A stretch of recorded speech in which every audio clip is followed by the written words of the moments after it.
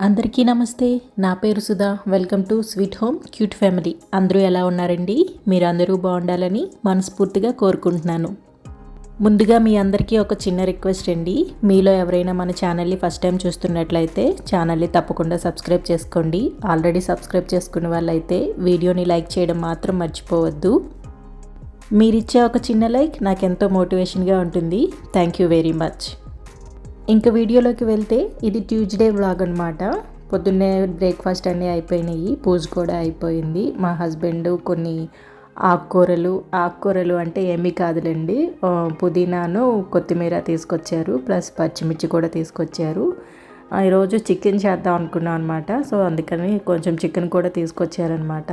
So అంత పని అయిపోయిన తర్వాత, అంటే పొద్దున్న బ్రేక్ఫాస్ట్ అన్నీ అయిపోయిన తర్వాత డిషెస్ అవి క్లీన్ చేసేసి ఇంకా ఇప్పుడు వాటిని క్లీన్ చేస్తున్నాను. ఫస్ట్ ఇవి క్లీన్ చేసేసుకొని పక్కన పెట్టుకుంటే ఇంకా వంట చేసుకోవడానికి ఈజీగా ఉంటుందని.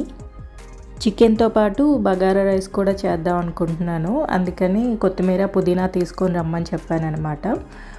కొత్తిమీర పుదీనా ఇలాంటి లీఫీ వెజిటేబుల్స్ ఏవైనా నేను ముందు వీడియోలో కూడా చెప్పాను, అయినా తెలియని వాళ్ళు ఉంటే మళ్ళీ చెప్తున్నాను.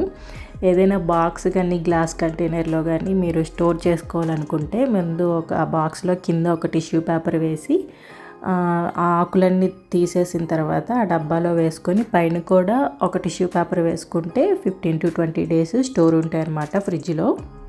కొత్తిమీర కానీ పుదీనా కానీ కరివేపాకు కానీ కడిగి పెట్టుకోకూడదండి. ఒకవేళ కడిగారు అంటే అవి ఫుల్గా డ్రై అయిపోయిన తర్వాత మాత్రమే ఫ్రిడ్జ్లో స్టోర్ చేసుకోవాలి, లేదంటే కుళ్ళిపోతాయి అన్నమాట.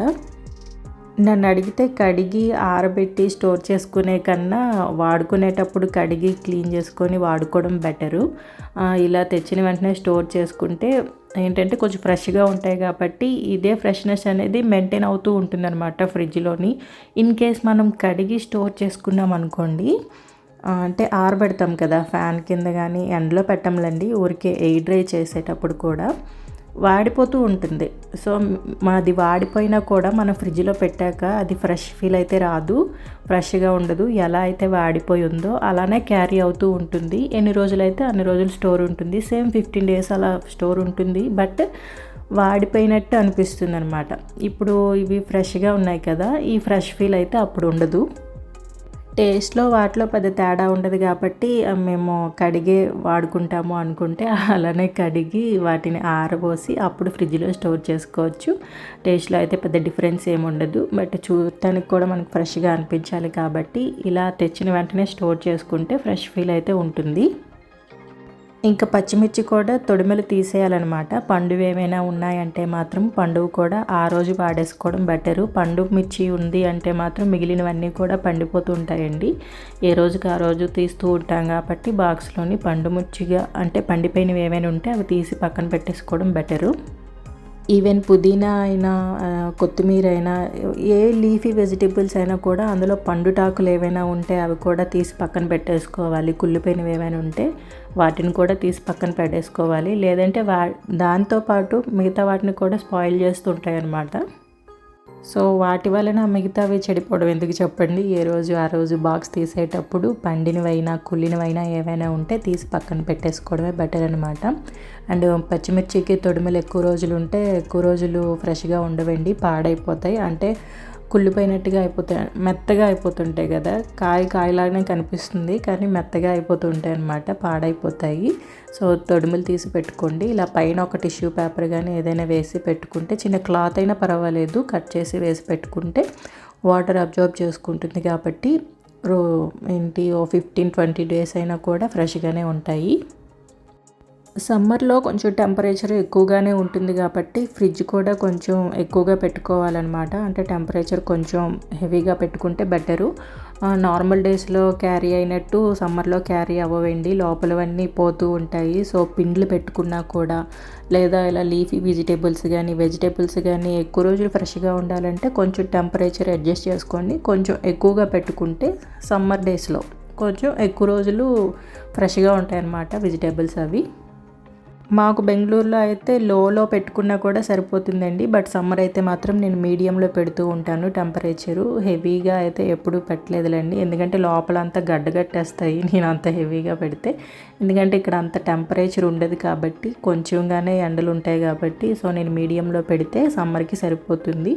అదే వింటర్ కానీ రైనీ సీజన్ అయితే నేను లోనే పెట్టుకుంటాను. లో టెంపరేచరు నాకు క్యారీ చేస్తుంటే సరిపోతుంటుంది అనమాట. ఇంకా అన్నీ ఫ్రిడ్జ్లో సర్దేసిన తర్వాత కౌంటర్ టాపు, గ్యాస్ స్టవ్ కూడా క్లీన్ చేస్తున్నాను. ఆల్రెడీ పొద్దున్నే క్లీన్ చేశాను, బట్ దుమ్ము వచ్చి బాగా పడుతుందండి. ఆ దుమ్ము స్టవ్ మీద ఉంటుండగా వంట చేయలేం కాబట్టి, సో దాన్ని కూడా ఒకసారి క్లీన్ చేస్తున్నా. ఇప్పుడు అంతా క్లీన్గా ఉంటే ఈజీగా వంట చేసుకోవడానికి కొంచెం మైండ్ అంతా ప్రశాంతంగా ఉంటుంది. లాస్ట్ వీడియోలో చూపించాను కదా, గార్లిక్ పీల్ ఆఫ్ చేసి పెట్టాను. కాకపోతే నేను జింజర్ గార్లిక్ పేస్ట్ చేయలేదన్నమాట. ఎందుకంటే అప్పటికప్పుడు దంచి వేసుకుంటున్నాను కూరల్లోని. బట్ ఏంటంటే ఇప్పుడు బగారా రైస్ చేస్తున్నాను ప్లస్ చికెన్ చేస్తున్నాను కాబట్టి జింజర్ గార్లిక్ పేస్ట్ కావాలి. అందుకని కొంచెం అమౌంట్లో చేసుకుంటున్నాను. ఈ జింజర్ కూడా నాకు ముందే తెచ్చి పెట్టుకుంటాను క్లీన్ చేసి. దీన్ని కూడా సేమ్ అలానే టిష్యూ పేపర్స్ వేసి స్టోర్ చేస్తాను అనమాట. ఫ్రెష్గానే ఉంటుంది, చాలా రోజులు ఉంటుందండి.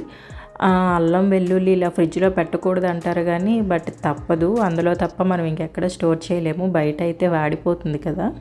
అల్లం వెల్లుల్లి పేస్ట్ చేసేటప్పుడు మాత్రము ముందు అదే అల్లం ఏదైతే ఉంటుందో అవి చిన్న చిన్న పీసెస్ చేసుకొని ఫస్ట్ దాన్ని గ్రైండ్ చేయాలి. ఎందుకంటే అది కొంచెం గట్టిగా ఉంటుంది. వెల్లుల్లిపాయలు మెత్తగా ఉంటాయి కాబట్టి ఇది ఫాస్ట్గా గ్రైండ్ అయిపోతుంది, అది స్లోగా గ్రౌండ్ అవుతుంది.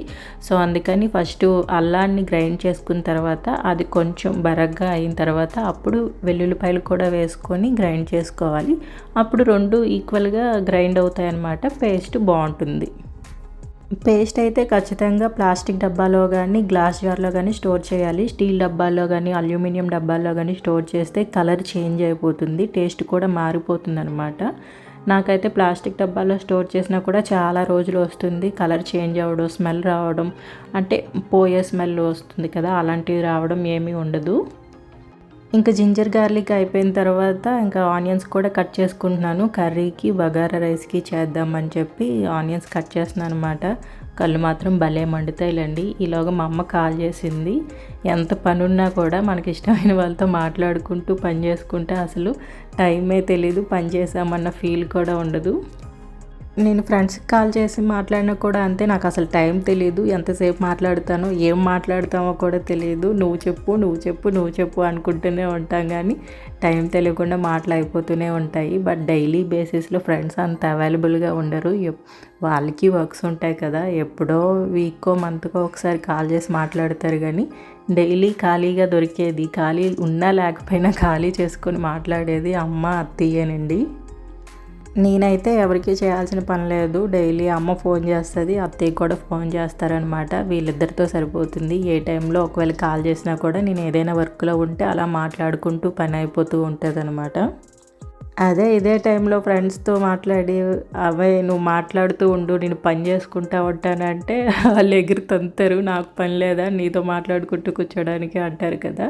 క్లోజ్ ఫ్రెండ్స్ అయితే ఓకే, వాళ్ళు కూడా మాట్లాడుకుంటూనే పని చేసుకుంటారు. బట్ బయటికి వెళ్ళి ఆఫీస్ వర్క్ చేసే వాళ్ళకైతే కుదరదు కదా. ఇంట్లో ఉండే వాళ్ళు అయితే ఏదైనా చేయొచ్చు, హ్యాండిల్ చేయొచ్చు, కానీ బయటికి వెళ్ళి వర్క్ చేసుకునే వాళ్ళకైతే అవ్వదు. అలా అని రోజు నేను ఖాళీగా మాట్లాడతానని కాదులేండి. ఏదైనా నాకు బిజీ వర్క్ ఉంటే మాత్రం అమ్మతోనైనా కూడా తర్వాత చేస్తా అని చెప్పేస్తాను అనమాట. అత్తయ్యతో అయితే అలా చెప్పలేం కదా, మాట్లాడతాను. ఆమె కూడా కాసేపు మాట్లాడి పెట్టేస్తారులేండి. ఎందుకంటే అత్తయ్యకి కూడా వర్క్ ఉంటుంది కదా, లేడీస్ అంటే ఇదే ఏదో పని ఉంటూనే ఉంటుంది. అమ్మ ఒక్కటే ఉంటుంది కాబట్టి తనకి పెద్ద వర్క్ ఉండదు, అంటే డైలీ చేసుకునే వర్క్సే కానీ ఎక్కువసేపు ఉండదు. కొంచెం ఆమె వరకు వండుకొని తినడమే కాబట్టి పెద్ద వర్క్స్ ఏమి ఉండవు కాబట్టి అమ్మ అయితే మాట్లాడుతుంది చాలాసేపు. ఇంకా అమ్మతో మాట్లాడుతూనే చికెన్ కర్రీకి తాలింపు వేసేసా అనమాట. ఆనియన్స్ అవి ఫ్రై చేసుకుంటున్నాను.